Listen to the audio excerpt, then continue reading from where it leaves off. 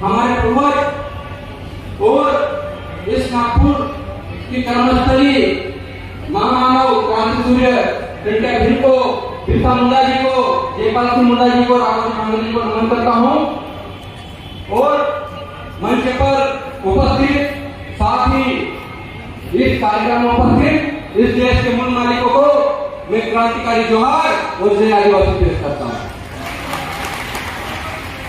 आज बिरसा ब्रिगेड के इस मंच से जो अंतर्राष्ट्रीय आदिवासी कॉन्फ्रेंस हो रही है, इसकी चिंगारी देश के कोने कोने तक जाना चाहिए, क्योंकि यह कोई मामूली बात नहीं है। जो हम नारा लगाते हैं, हम कहते हैं एक तीर एक कमान, सभी आदिवासी एक समान। आप अपने आसपास नजर घुमा के देखिए, आज यहाँ कोई गोंड, कोई कोरकू, कोई भील, कोई भिलाल नजर नहीं आ रहा है, या सिर्फ नजर आ रहा है तो आदिवासी नजर आ रहा है।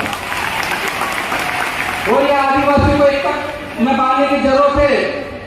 आज हमारे बीच में संयुक्त राष्ट्र संघ में आदिवासियों का प्रतिनिधित्व करने वाले आदरणीय प्रमोद चौधरी जी उपस्थित हैं। मैं उनसे कहना चाहता हूं कि भारत के संविधान में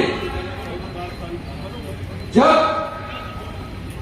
आदिवासियों के लिए विशेष अधिकार दिए गए हैं, इसके बावजूद भी भारत में आदिवासियों को उनकी जमीनों से खदेड़ा जा रहा है।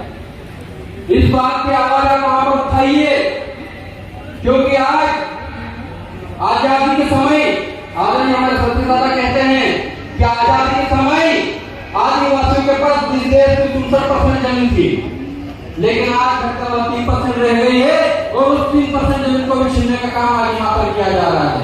यह बंद होना चाहिए।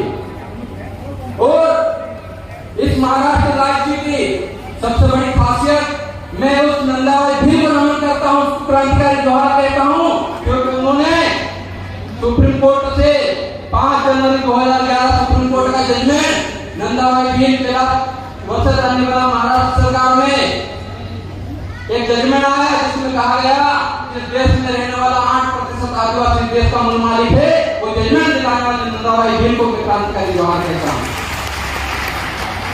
वो इसी महाराष्ट्र की धरती से हैं और हम लोगों को संविधान में जो विशेष अधिकार दिए गए हैं, 13 के तहत ग्राम सभा को पावर दिए गए हैं, उन ग्राम सभाओं की मंजूरी के बगैर आदिवासियों की जमीनें छीनी जा रही है।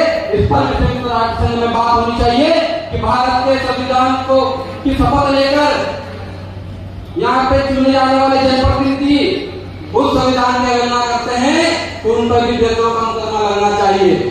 साथ ही साथ सीआरपीसी की धाराओं में आदिवासियों पर जबरन मुकदमा दर्ज कर जेल में बंद कर दिए गए हैं, उनको भी छुड़ाने का काम करना चाहिए, क्योंकि सीआरपीसी के सेक्शन 5 में लिखा है कि आदिवासियों पर कोई भी सीआरपीसी आईपीसी की धारा लागू नहीं होती, लेकिन इसके बावजूद भी भारत में सबसे अधिक संख्या में जेलों में कोई बंद है तो वो निर्दोष आदिवासी है, उनको भी छुड़ाने का काम करना चाहिए। क्योंकि यह मंच हम आदिवासियों के जमीन को बचाने के लिए है, यह मंच आदिवासियों के अस्तित्व को बचाने के लिए है, लेकिन आदिवासी का अस्तित्व तभी बचेगा जब उसकी जमीन बचेगी।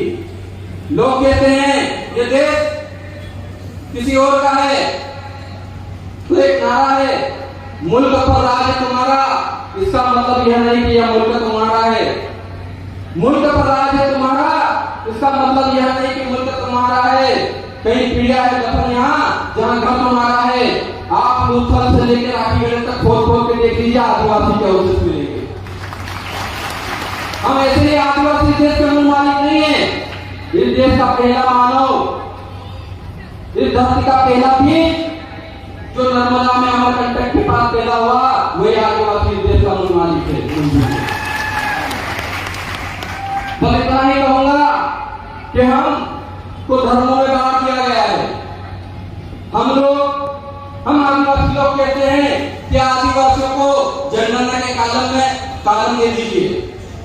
हम नया कालम नहीं मांग रहे, हम लोग कह रहे हैं कि 1871 से लेकर 1941 तक जब ब्रिटिश शासन यहाँ पर था, तब जनगणना एबोरिजन इंडिजिनस एलिजिबिलिटी के तौर पर होती थी, वही कॉलम हमको दे दीजिए, हम आदिवासी देश के मालिक है, सबको पता चल जाएगा।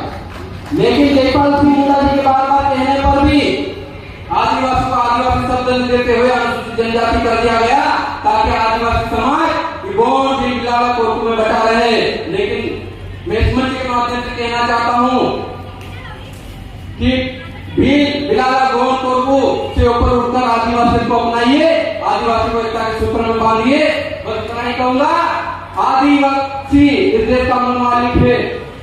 हम वनवासी नहीं आदिवासी हैं, हम वनवासी नहीं आदिवासी हैं, हम आदिवासी में नहीं देश के मूल मालिक हैं।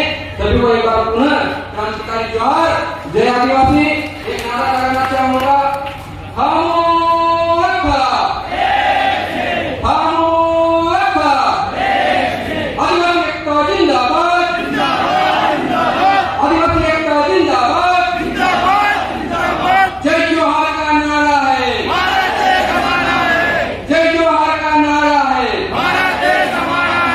धन्यवाद।